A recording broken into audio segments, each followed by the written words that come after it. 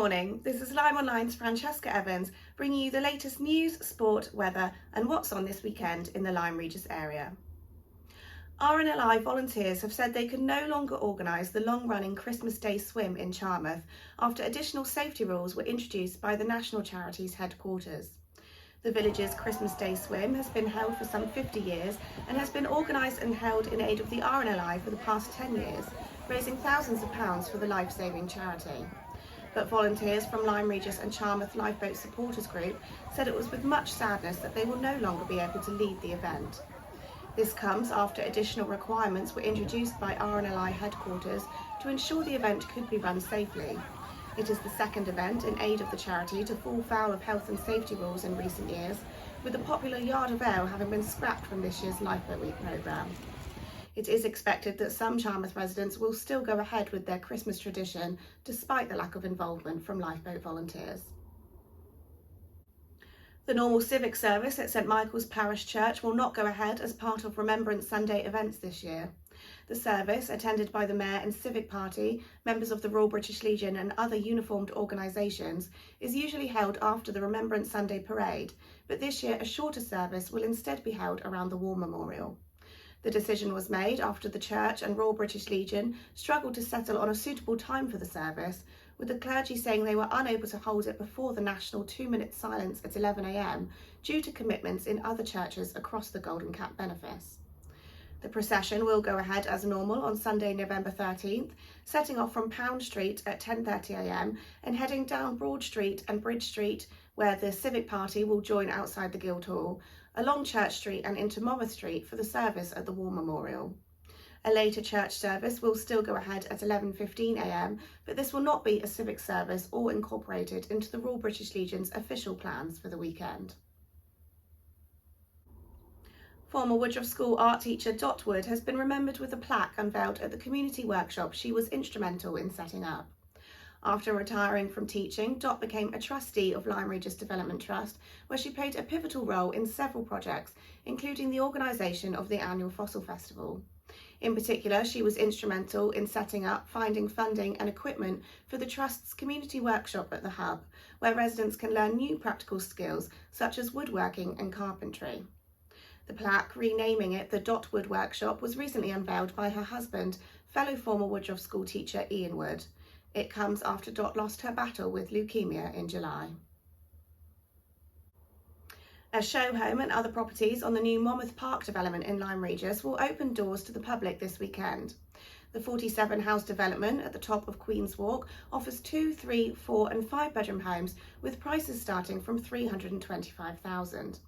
An open day will be held on Saturday with potential buyers welcome to look around the show home and other house designs on the site. More than 50% of the site has already been reserved, with estate agent Savills saying it is proving a popular location with a range of buyers, from first-time buyers to second steppers and investors. Another impressive performance by the Lyme Regis Football Club's first team, a 4-2 victory at Clyst Valley and Exeter, saw them jump into second place in the Devon and Exeter Premier Division last Saturday. The Seasiders' rapid rise to the top of the table was aided by the awarding of 3 points from the postponed Dawlish fixture earlier this season, when the South Devon side said they could not raise a team but still fielded a full reserve squad against neighbours up Lyme. Lyme now trails leaders Alphington by 5 points with a game in hand. They need to keep the momentum going with a home match against Elmore Seconds, never an easy side to beat, at the Davy Fort tomorrow afternoon, followed by a face-off against the league leaders the following week. The Seasiders opened the scoring at Clyst Valley through Ben Turner, but conceded a dubious penalty just before half-time.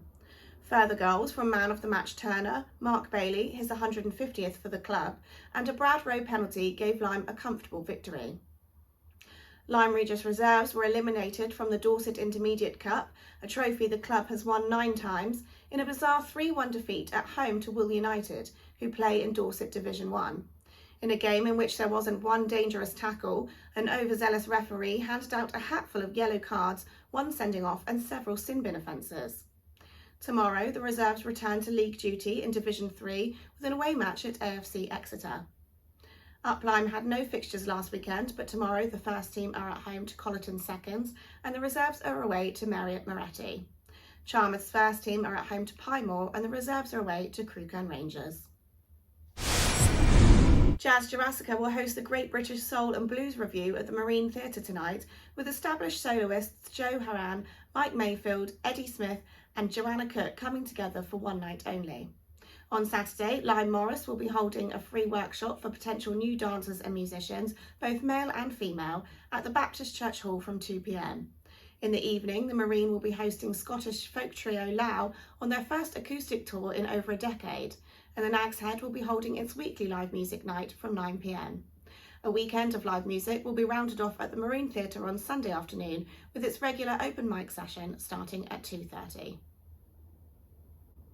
Strong winds and light showers are forecast throughout the day today, with some risk of thunderstorms.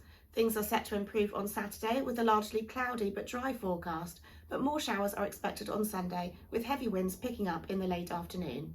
Temperatures are expected to reach highs of 17 degrees.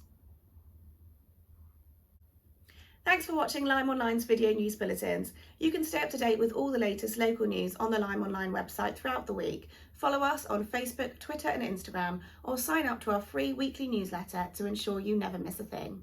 Have a great weekend.